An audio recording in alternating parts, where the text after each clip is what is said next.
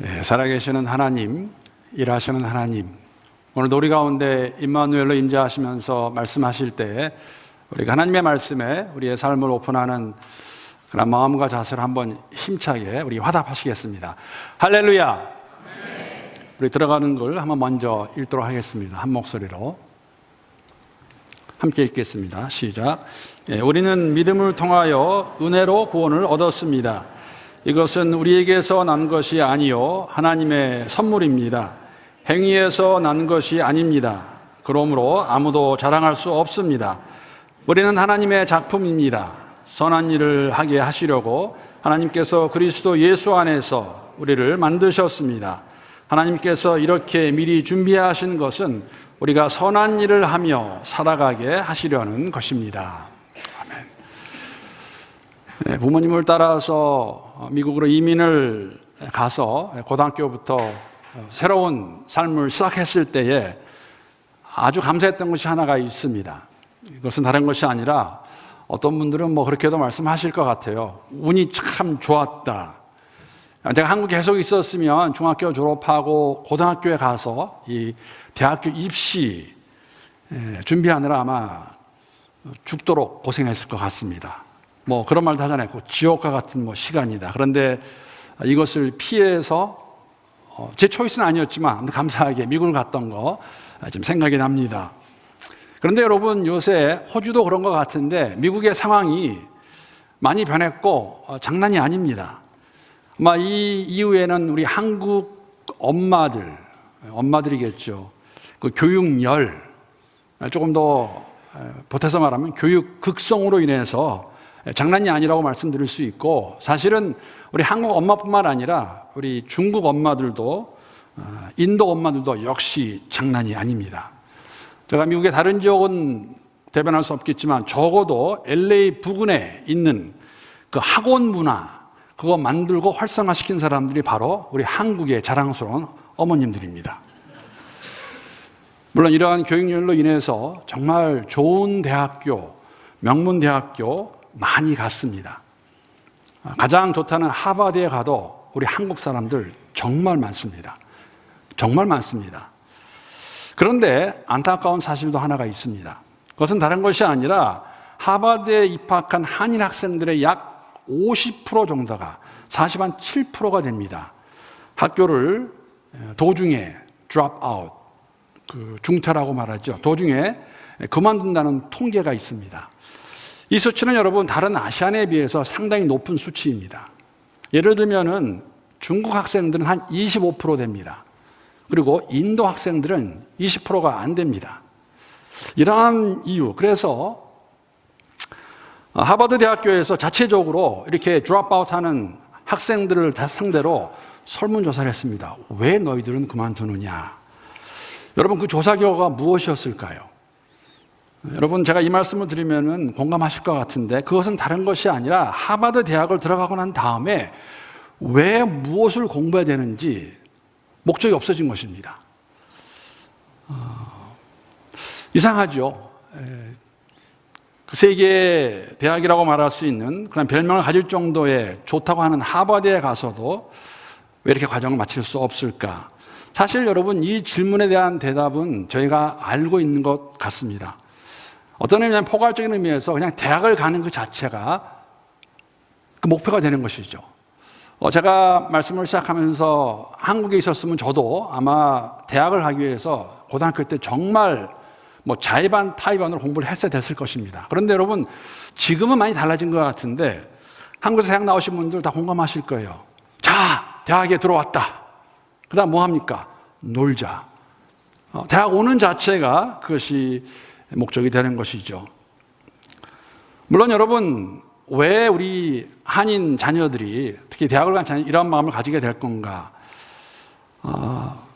저도 사실 이해가 됩니다. 여러분, 우리 부모님도 그런 말씀을 해주셨는데, 미국에 이민 간 가장 큰 이유 중에 하나는 호주도 아마 크게 다르지 않겠지만은 교육이라고 말씀하셨습니다. 자녀 교육이라고 말씀하셨습니다. 그래서 그곳에 오셔서 자녀들을 위해서 일하시는 부모님들, 특히 많은 부모님들이 이민 초기에 70년, 80년도에는 직장을 2개, 3개까지도 가지고 일하셨습니다. 그러면서 항상 하시는 말씀이 뭐냐면은, 야, 나는 이렇게 살지만 너희는 좋은 대학교 가서 좀 잘 되면 좋겠다.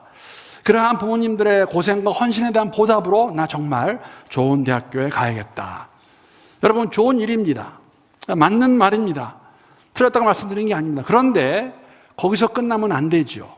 대학을 가서 공부를 하는 목적이 무엇인가를 바로 알려주었다면 어쩌면 하버드에서 그렇게 한 50%에는 둘이면 하나라는 이야기죠. 드롭아웃하는 우리 한인 학생들이 좀 더 공부할 수 있지 않았을까.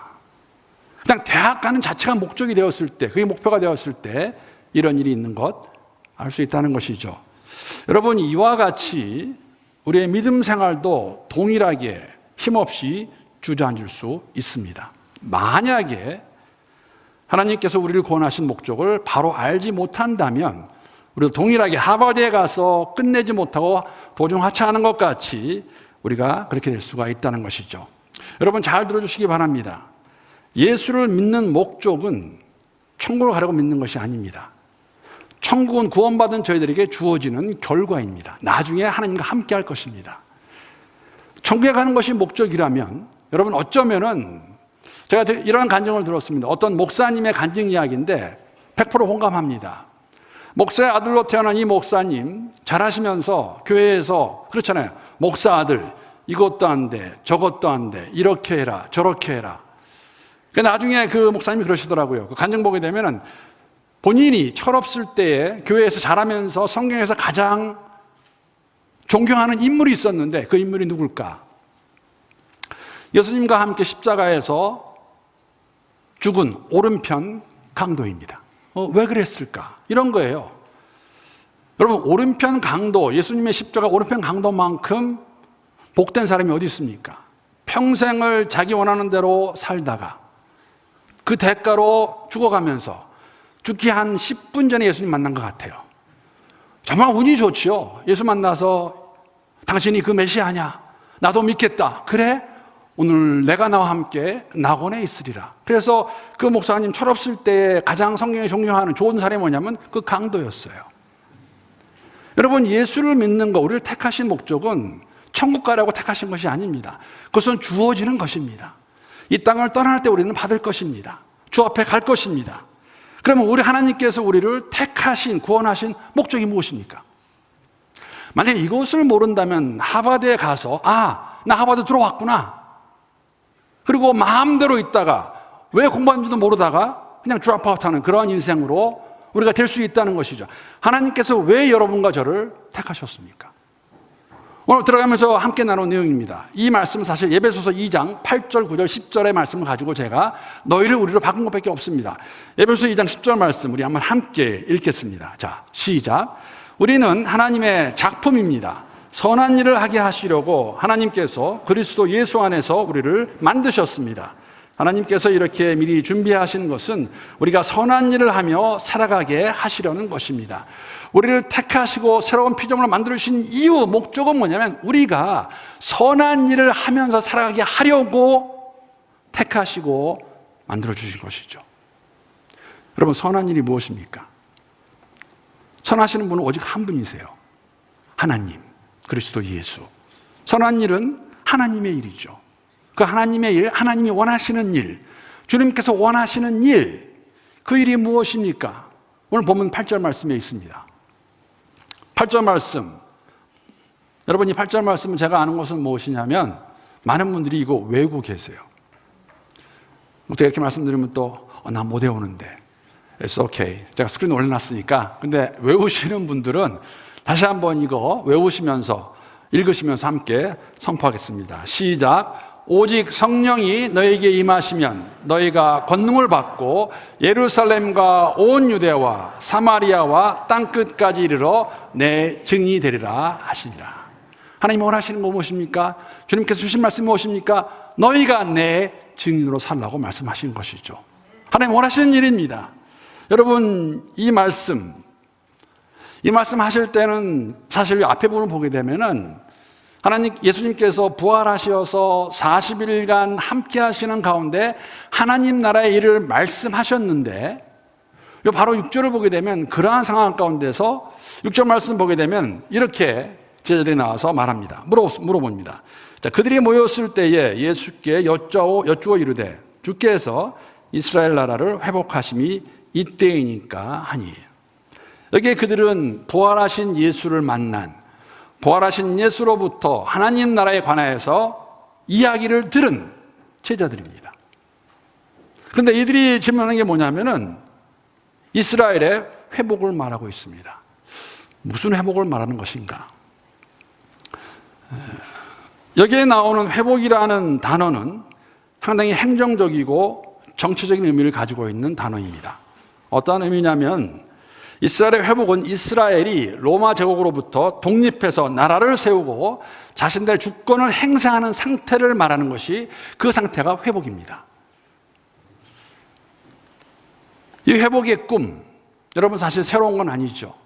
사복음서를 보게 되면은 계속 나오는 이야기입니다. 하나님이 약속하신 메시아가 오게 되면은 이 땅에서 하나님께서 우리를 위해서 나라를 만들어 주실 것이다. 우리가 오는 메시아는 그런 사람이 되어야 된다. 그런데도 여러분, 물론 제자들도 똑같은 마음이었어요. 3년을 그렇게 따라다녔는데 제자들의 마음이 어떠했을까? 사복음서를 보게 되면 잘 나와 있습니다. 그런데 마지막에 예수님께서 십자가에서 죽으십니다. 돌아가십니다. 물론 예수님께서는 여러분, 당신이 이 땅에 오셔서 왜 오셨고 십자가 죽음을 당하실 것이고 부활까지 말씀하셨는데, 오늘 이 6절의 말씀을 보면 다시 한번 깨달을 수 있는 것은 뭐냐면은 이거 안 믿은 거지요.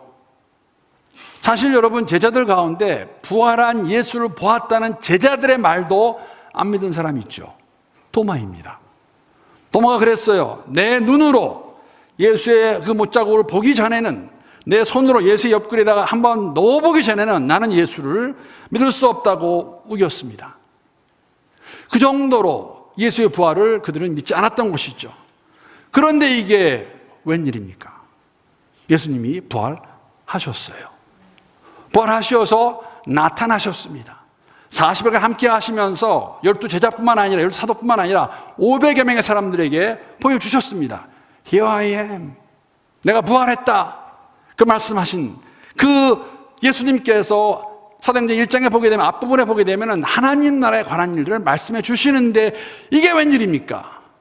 다시 와서 뭐라고 물으냐면 이스라엘의 회복이 이때이니까. 여러분, 초점이 지금 어디가 있습니까? 어쩌면 여러분, 저는 그런 생각도 해보았습니다. 지금 이렇게 물어보는 제자들의 마음은 더 확신이 있었을 것 같아요. 야, 예수님 말씀대로 부활하셨구나.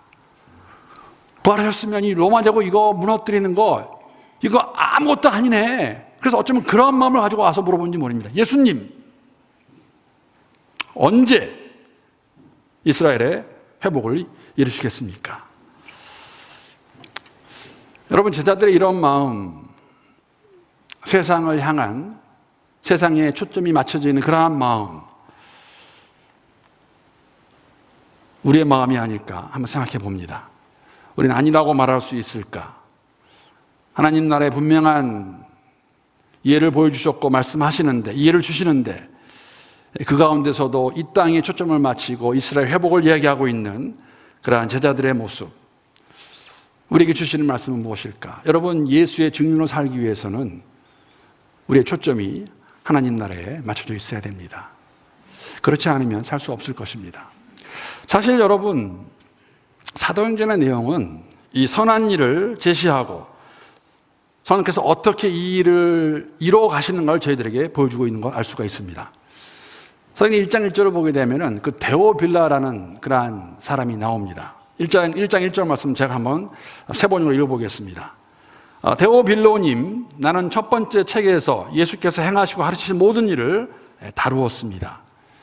그러니까 이 사도행전의 수신자가 데오빌라라는 것이죠. 이 데오빌라라는 이름은 사실 누가복음에도 나옵니다. 누가복음 1장 1절부터 4절까지 말씀 보게 되면 이렇게 기록하고 있습니다. 누가복음을 쓴 이유를 말하고 있는데, 우리 중에 이루어진 사실에 대하여 처음부터 목격자와 말씀에 일꾼된 자들이 전하여 준 그대로 내력을 저술하려고 붓을 든 사람이 많은지라. 그 모든 일을 근원부터 자세히 이루려 살핀 나도 데오빌로 각하에게 차례대로 써보는 것이 좋은 줄 알았노니 이는 각하가 알고 있는 바를 더 확실하게 하려 함이로다. 무슨 의미냐면은 데오빌로에게 그가 지금 알고 있는 상황에 대해서 더 확실하게 알려주려고 예수가 누구인가 쓴 책이 누가복음입니다. 사도행전은 동일한 저자가 부활하신 예수를 만난 제자들이 어떠한 일을 했나, 특히 사도행전 1장 8절의 내용 가지고 어떻게 교회가 세워졌나를 얘기해 주는 것이 사도행전입니다. 근데 이번 데오빌로가 누구였을까요? 물론 실적 인물이 될 수가 있습니다. 어떤 고관이 될 수가 있겠죠. 뭐 총독이라든지. 그러나 이 이름을 보시게 되면 이 데오라는 자는 데오빌로. 데오는 그 뜻이 신입니다. 빌로는 사랑받는 자. 그러니까 하나님의 사랑을 받는 자. 그래서 하나님을 사랑하는 우리 모두에게 예수가 누구인가를 다시 한번 확인시켜주고 누가복음을 통해서 그분이 하시는 일이 무엇인가를 알려주는 것이 사도행전인 것이죠. 확실한 것은 이러한 하나님께서 부르신 자, 사랑하는 자들이 가져야 되는 관심, 해야 되는 일이 무엇인가를 저희들에게 보여주고 있습니다. 이 이야기가 사도행전의 이야기인 것이죠. 이러한 하나님 명령을 바로, 하나님 원하시는 걸 바로 이해하지 못하고 6절의 말씀과 같이 이스라엘을 회복의 때가 언젠가를 묻는 그들에게 주님께서 7절에 뭐라고 말씀하십니까? 7절 말씀 보게 되면 이르시되 때와 시기는 아버지께서 자기의 권한에 두셨으니 너희가 알 바 아니요. 여러분, 이 말씀은 야, 너희들의 초점이 지금 어디에 있어야 되겠느냐? 이스라엘의 회복 하나님께서 알아서 하실 것이다. 너는 오직 성령이 임하시면 권능을 받고 내 증인이다라고 말씀하시는 것이죠. 여러분, 한 가지 안타까운 것은 이러한 말씀을 대답을 듣는 제자들이 아직까지도 깨닫지 못해요. 오늘 이 내용을 보게 되면은 이러한 대답을 듣고 오늘 9절, 10절, 11절 내용 보게 되면요, 그 앞에서 올라가시는 예수를 바라보는 가운데 멍하니 서 있습니다. 언제까지? 천사가 와서 그들에게 다시 리마인드 할 때까지. 예수, 너희가 본 대로 다시 오실 것이다. 사실 여러분, 오늘 본문 말씀 보면서 우리가 깨달을 수 있는 게 뭐냐면은 이러한 모든 것은 예수님이 이미 다 말씀해 주셨어요. 이 땅에 오신 목적, 십자가의 죽음, 그리고 부활하실 것이고 부활하고 난 다음에 어떤 일이 있을 것일까 말씀해 주셨습니다. 이게 사도행전의 사복음서에 나와 있는 내용입니다. 제가 한 군데만 찾아보겠습니다. 요한복음 14장 1절부터 3절까지의 내용입니다. 거기에 보게 되면은 너희는 마음에 근심하지 말라. 여기 너희는 제자고 마음의 근심은 예수께서 죽는 것을 말씀하셨어요. 내가 죽을 것을 말씀하시는 가운데 하신 말씀이 근심하지 말라. 하나님을 믿으니 또 나를 믿으라. 내 아버지 집에 거할 곳이 많도다. 그렇지 않으면 너희에게 일렀으리라.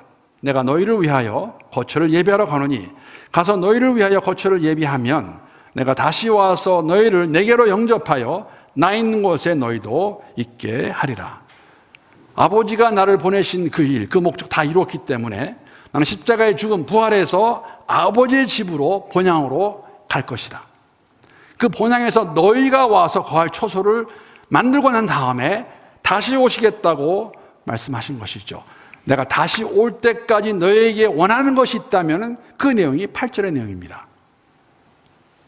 오직 성령이 너희에게 임하시면 너희가 권능을 받고 예루살렘과 온 유대와 사마리아 땅끝까지 이르러 내 증인이 되리라 하시니라.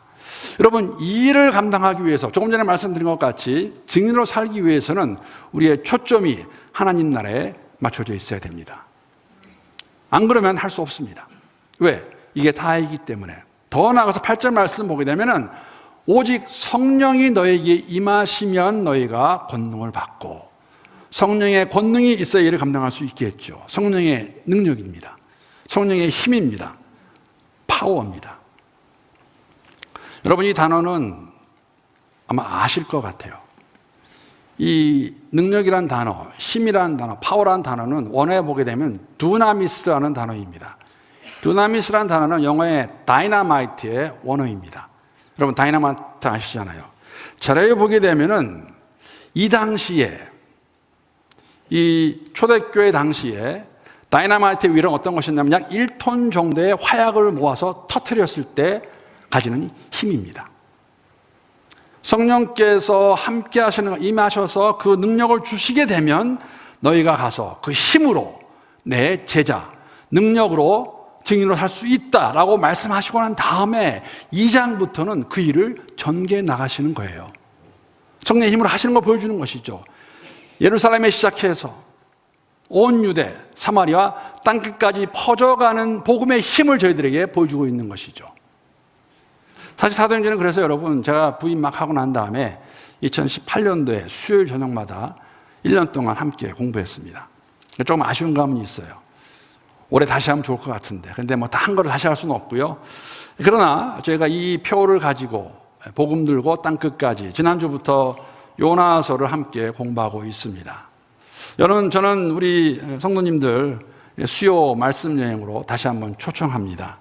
새해가 시작이 되었습니다. 올해 표어가 복음 들고 땅끝까지입니다. 이런 마음이 없으신 분들은 하나님께서 요나를 통해서 주신 하나님의 그 마음, 열방을 향한 그 마음, 우리가 그 마음 있으신 분들은 다시 한번 확인하고 다짐하는 그러한 시간, 뭐 이것도 저것도 아니면 수요일 저녁에 교회 나오셔서 여러분 함께 찬양하고 말씀 공부하고 기도하는 가운데 그 아버지의 마음을 내게 달라고 그렇게 함께 예배드리는 그런 시간이 되었으면 좋겠습니다. 이러한 마음으로 오늘 이 말씀 드리면서 우리 모든 성도님들 준비하세요. 수요 말씀 여행으로 오실 수 있기를 주님의 이름으로 축복합니다. 일부보다는 조금 낫네요. 일부는 거의 안 하시더라고요. 못 오셔도 괜찮아요. 이렇게 말씀을 드리는 이유는 공동체의 한 지체가 된 것이 무엇인가. 그리고 여러분 이게 Back to Basic 뚫인데 뚫이라는 의미는 지금까지 그렇게 왔습니다. 제가 오자마자 2018년도에 말씀으로 새롭게 세워주는 공동체, 주의 말씀 안에서. 두 번째, 작년에는 힘써 모여 함께 기도하는 공동체. 그리고 올해 이 주제가 복음 들고 땅끝까지입니다. 복음에 대한 확신, 열방의 하나님의 마음, 그 마음을 함께 주일 예배뿐만 아니라 수요 예배 나와서도 나눌 수 있는 우리 교회가 될 수 있기를 기도합니다. 예루살렘, 온 유대, 사마리아 땅끝에 관한 이야기 잠깐 나누고 말씀 마치려고 합니다. 여러분 이 내 지역은 사실 지역의 반경을 말하고 있는 것이 맞습니다. 예루살렘은 지금 제자들이 있는 그곳이 예루살렘입니다. 이 유대 지방은 예루살렘이라는 도시가 그곳이 있는 그 지역입니다. 사마리아는 예루살렘에서 유대 지방 바로 위에 있는 지역이 사마리아입니다. 같은 유대인이지만 이방인과 취급받았던 사마리아 그 사람들, 그리고 나아가서 땅끝을 얘기하고 있습니다. 예루살렘에 시작해서 온 유대와 사마리아와 땅끝까지 증인되라고 말씀하시죠. 아마 우리에게 적용한다면은 우리가 살고 있는 이 멜번, 이 예루살렘이 되겠죠. 그렇죠? 예루살렘이 될 것이고 이 멜번이 있는 이 빅토리아 주가 아마 유대 땅이 될 것입니다. 그리고 더 나아가서 사마리아 지방은 호주가 될 수 있겠죠. 제가 바라며 기도하는 것은 우리 교회 성도님들이 물론 언어에 어려움이 있긴 하지만은 호주에 있는 앵글로, 비엔나미즈, 수다니스 이러한 사람들에게 그리스도의 복음을 나타낼 수 있는, 그리고 땅끝까지 가는 그러한 삶의 모습. 물론 여러분 오해하지 마시기 바랍니다. 잘못된 해석은 무엇이냐면 이 순서가 예루살렘을 먼저 다 복음화한 다음에 그 다음에 유대지방, 그 다음에 사마리아, 그 다음이 땅끝이 아닙니다.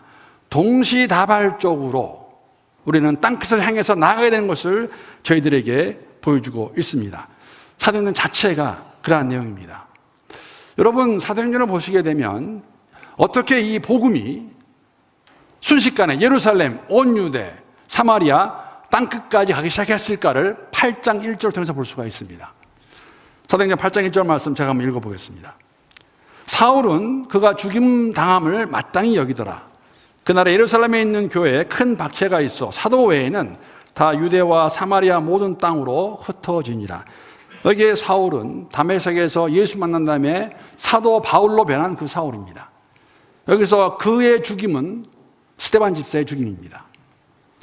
스데반 집사가 죽임을 당함으로써 스데반 집사를 돌로 쳐 죽이고 난 다음에 한번 피맛을 본 이 이들이 교회를 가만두지 않습니다. 핍박을 시작하죠. 그 핍박으로 인해서 교회가 흩어지게 되고 복음이 전해지게 되는데, 여러분 이 배경을 이해하시게 되면은 이게 하나님께서 하신 일임을 저희가 알 수가 있는 것이죠. 여러분, 성령의 능력을 말할 때에 사도행전에서 보여주는 두 가지 다른 모습이 있습니다. 하나는 어떠한 성령의 능력의 모습이냐면은, 여러분 베드로 기억나시죠? 사도 베드로, 예수를 부인한 그 베드로, 예수를 모른다고 말했던 그 베드로, 부활하신 주님 앞에서도 오늘 6절에 있는 말씀과 같이 이스라엘 회복을 원했던 그 베드로가 변합니다. 그 베드로가 성령께서 함께 하시는 가운데 2장 위에 보게 되면은 복음을 선포할 때, 말씀을 전할 때 3,000명, 5,000명이 예수를 믿어요. 이거 엄청난 일이죠. 그렇게 아무것도 할 수 없고 예수를 부인했던 베드로가 오직 성령이 임하셨을 때 2장에서 나오는 그 내용, 그 말씀 그대로 2장 하반절에 가게 되면은 서서 담대히 복음을 전하니까 막 3,000명씩, 5,000명씩 예수를 믿습니다. 결과로 교회는 기하급수적으로 성장합니다. 교회가 이렇게 성장하게 되면 지금이나 그때나 똑같아요. 다른 게 없어요. 문제가 생깁니다. 어려움이 생깁니다. 특히 사도행전 6장을 보게 되면 구제사역에 문제가 생겨서 이 문제를 해결하기 위해서 사도들이 제안하고 교회가 받아들여서 7명의 집사를 뽑습니다. 그 중에 한 명이 스데반입니다. 근데 여러분, 여기서 한 가지를 기억해야 될 게 뭐냐면은, 베드로는 성령의 권능을 받고 복음을 전했을 때, 말씀을 선포했을 때 수천 명이 예수를 믿었어요. 저는 그게 더 좋은 것 같아. 스데반은 복음 전했다가 그 자리에서 돌에 맞아 죽습니다.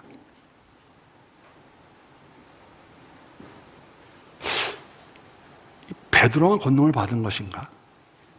스데반은 권능이 없었어요. 이렇게 말할 수 있을까요? 여러분, 스데반의 죽음에는 크게 두 가지의 하나님 하신 능력을 저희들에게 보여주고 있습니다. 조금 전에 말씀을 드린 대로 하나는 무엇이냐면, 이렇게 죽어가는 스데반의 마음이 예수의 마음을 그대로 보여주고 있다는 것이죠. 사도행전 7장 59절 60절 말씀, 우리 한번 이 구절은 함께 읽겠습니다. 자, 시작. 그들이 돌로 스데반을 치니 스데반이 부르짖어 이르되 주 예수여 내 영혼을 받으시옵소서 하고 무릎을 꿇고 크게 불러 이르되 주여 이 죄를 그들에게 돌리지 마옵소서, 이 말을 하고 자니라. 예수님 하신 말씀이에요. 저들이 내가 한 그 말이 싫어서 돌로 나를 던져 죽이고 있지만 예수님과 동일하게 주님, 이 죄를 그들에게 돌리지 마시옵소서. 여러분, 성령의 힘이 없이는 할 수 없는 것입니다. 나를 돌로 치는 사람들에게 이런 기도할 수 있을까? 그 사람들을 위해서. 더 나아가서 여러분, 스데반의 죽음이 있었기 때문에 사도행전 1장 8절의 말씀이 이루어지고 있는 것 저희들에게 보여주고 있습니다. 8장 1절 말씀 그 하반부 보게 되면, 그날에 스데반이 돌에 맞아 죽은 그날에 예루살렘에 있는 교회에 큰 박해가 있어 한번 피맛을 보았습니다. 다 잡아 죽입니다. 그 가운데 사도 외에는 다 유대와 사마리아 모든 땅으로 흩어지니라. 그들을 부르신 목적은 흩어지라는 거였어요. 나가라는 것입니다. 예루살렘과 온 유다와 사마리아 땅까지 나가서 내 지킨다라. 그런데 8,000명 이상 모여가지고 우리끼리, 야, 우리 너무너무 좋다, 더 큰 교회 짓고 우리 한번 잘해보자. 아니, that's not what I want. 내가 원하는 것이 아니다. 그래서 핍박을 통해서 그들을 다 흩어버리십니다. 그랬을 때 1장 8절의 말씀, 그날 사도 외에는 유대와 사마리아 모든 땅 끝으로 흩어지니라. 성령께서 하시는 일. 스데반은 죽었지만 그 일을 통해서 하나님께서 일을 이루어 가십니다. 성령의 권능, 우리 힘으로 할 수 없습니다. 우리 힘으로 아무것도 못하죠. 여러분, 뭐 할 수 있으세요? 아무것도 못해요. 그러기에 더욱더 주 앞에 나가서 부르짖는 이 땅끝은 여러분, 이런 지역적 의미도 있지만 다시 한번 저에게 주는 도전은 뭐냐면은, 여러분, 이 땅끝은 복음이 없는 것을 말하고 있습니다. 복음이 없는 곳. 1차 독자들에게는 땅끝을 보면서 나갔지요. 로마까지 가기 원했던 사도 바울의 마음 우리가 알 수 있습니다. 그런데 여러분, 이 땅끝은 창세기 12장 3절의 말씀과 같이 모든 민족과 족속과 방언과 부족과 가족들에게 나아가는, 왜? 그들이 예수를 모른다면. 그것이 땅끝이죠. 더 나아가서 땅끝은 여러분, 나와 함께 매일 밤 잠자리에 들어가는 내 배우자도 그 마음이 땅끝이 될 수가 있습니다. 예수가 없으면. 더 나아가서 여러분, 내 마음이 땅끝이 될 수가 있어요. 예수를 모르면. 주님께서 말씀하십니다. 권능을 받고 내 증인으로 살라. 사도행전은 그렇기 때문에 굉장히 흥미롭습니다. 28장 마지막에 가게 되면은 사실 어떻게 보면 그냥 갑자기 사도행전이 끝나버려요. 사도행전 마지막에 있는 말씀 30절, 31절 말씀입니다. 거기에 보게 되면 바울이 온 이태를 자기 셋집에 머물면서 자기에게 오는 사람을 다 영접하고 하나님의 나라를 전파하며 주 예수 그리스도에 관한 모든 것을 담대하게 거침없이 가르치더라. 끝. 로마에서 가택연금 당하는 상태에서 그 가운데서도 자신의 앞일을 알 수 없는 그 가운데서도 바울이 오직 했던 건 뭐냐면 증인의 삶이었습니다. 여기서 끝납니다. 그러면 여러분과 저는 어떻게 살아야 되는 것인가? 우리 역시 복음을 가지고 나아가는, 복음의 확신을 가지고 복음 들고 땅끝까지 나아가는 그러한 삶의 모습. 오늘 하나 드리는 간지는 그러한 의미에서 단기 선교는 이런 아버지의 마음을 행동으로 옮기는 일 중에 하나입니다.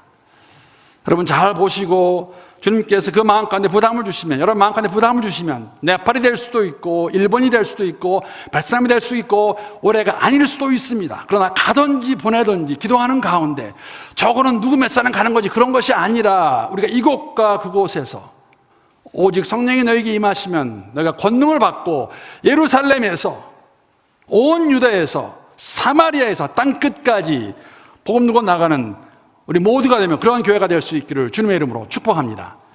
이런 교회 함께 만들어가는 오늘 한인교회 우리 모두에게 힘을 더해 주시고 복 주시기를 기도합니다.